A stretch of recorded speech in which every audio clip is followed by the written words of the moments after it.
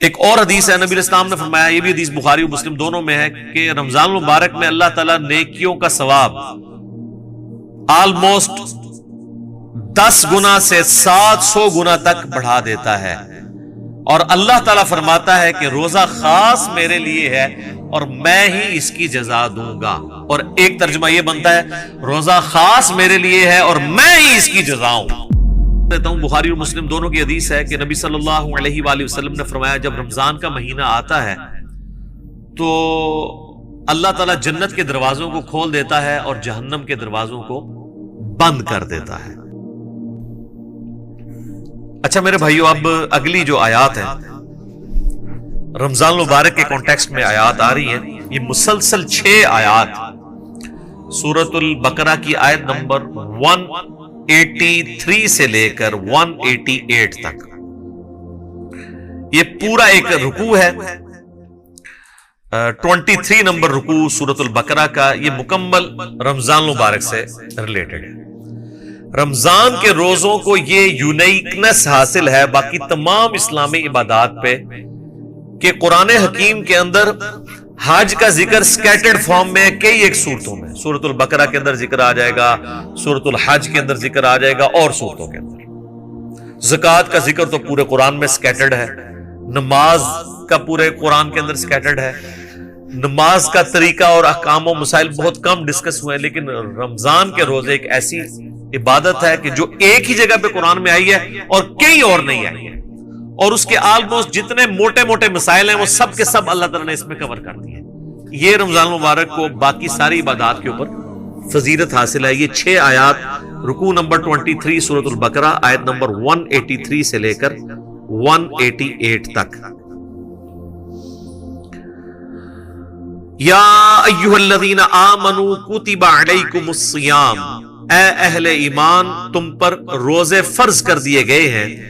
کما کتب علی الذین من قبلکم لعلکم تتقون، جیسا کہ تم سے اگلی امتیں جو گزر چکی ہیں، جو تم سے پہلے گزر چکی ہیں،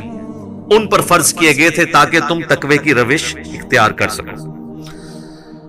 رمضان شریف کی آلموسٹ آمد ہے 1441 ہجری میں، اور یہ اللہ کی طرف سے کرامت ہوئی ہے کہ شعبان کے آخری عشرے میں ہماری یہ آیات الحمدللہ رمضان مبارک سے ریلیٹڈ آئی ہیں۔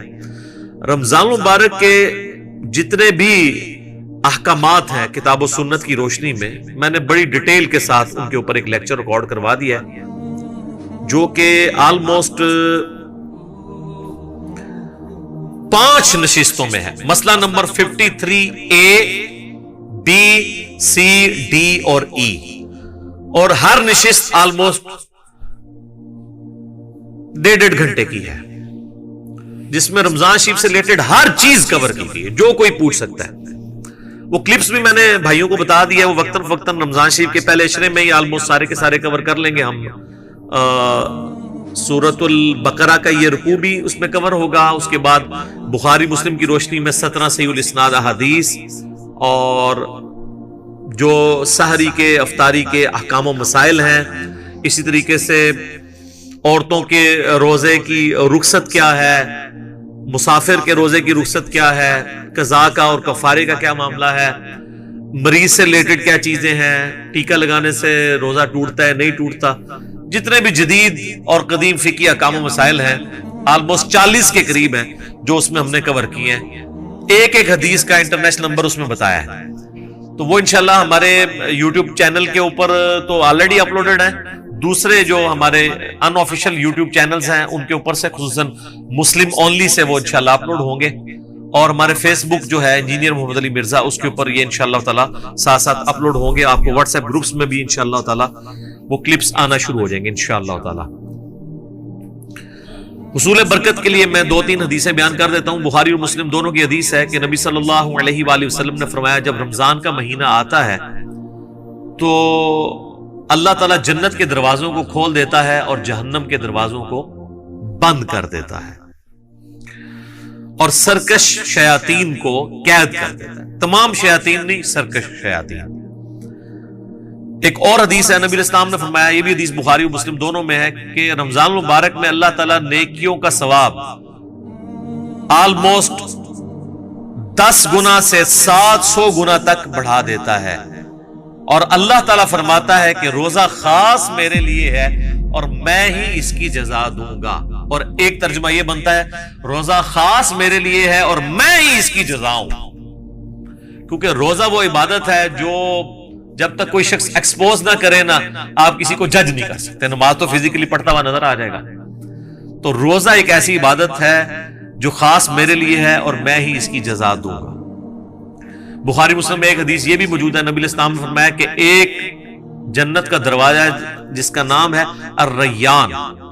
وہ خاص ان لوگوں کے لیے ہے جو رمضان مبارک کے روزے رکھنے والے ہیں کہ وہ اس دروازے سے داخل ہوں گے. پھر بخاری اور مسلم کی ایک اور حدیث ہے, نبی علیہ السلام نے فرمایا جس نے ایمان اور احتساب کے ساتھ رمضان مبارک کے روزے رکھے, ایمان اور احتساب یعنی ایمان کے ساتھ اور احتساب ہے اصلاح نفس کی کوشش پلس ثواب کی نیت خالصتاً اللہ کے لیے, تو اللہ تعالیٰ اس کے پچھلے سارے گناہ معاف فرما دے گا. جس نے ایمان اور احتساب کے ساتھ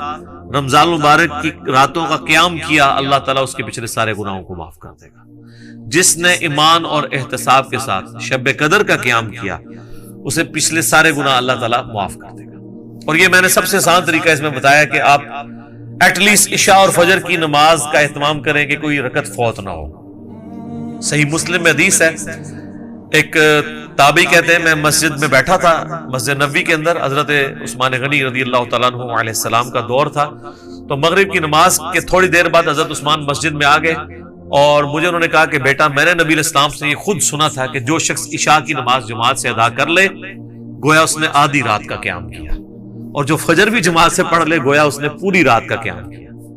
تو یعنی وہ بتانا چاہ رہے تھے کہ میں عشاء کی نماز سے اتنی دیر پہلے مسجد میں اس لیے آ گیا ہوں تاکہ عشاء کی جماعت چھوٹے نہ. آج کل تو مشکل نہیں ہے کیونکہ ہم لوگ تو رات کو سوتے ہی 12 بجے کے بعد ہیں. ان زمانوں میں لوگ بڑے جلدی سو جاتے تھے, اسی لیے مغرب کے بعد سونے کی ممانعت بھی آئی ہے. پورے دن کی مزدوری فجر کے وقت اٹھے ہوئے ہوتے تھے, عشاء اتنی مشکل ہو جاتی تھی. اسی لیے تو ہے بخاری مسلم میں کہ منافقین پہ 2 نمازیں بھاری ہیں, فجر اور عشاء کی, اور خصوصاً عشاء کے لیے بھی آیا بخاری مسلم میں کہ اگر یہ جان لیتے تو اپنے سرین کے بال گھسیٹتے ہوئے آتے ہیں مسجد کے اندر. اور فجر کے بارے میں سنن نسائی میں آیا کہ میرا دل کرتا ہے ان لوگوں کے گھروں کو آگ لگا دوں جو مسجد میں نماز نہیں پڑھتے, فجر کی نماز کے بارے میں بھی. اور بخاری مسلم میں یہ الفاظ جو ہیں وہ عشاء کی نماز کے بارے میں بھی ہیں. تو آج کے زمانے میں آپ ذرا عشاء کو نہ قیاس کریں, آج کل تو عشاء سب سے آسان ہے ہماری نمازوں میں, کیونکہ ہماری جو روٹین ہے لائف کی وہ بدل چکی ہوئی ہے, اس لیے ہم اس تکلیف کا احساس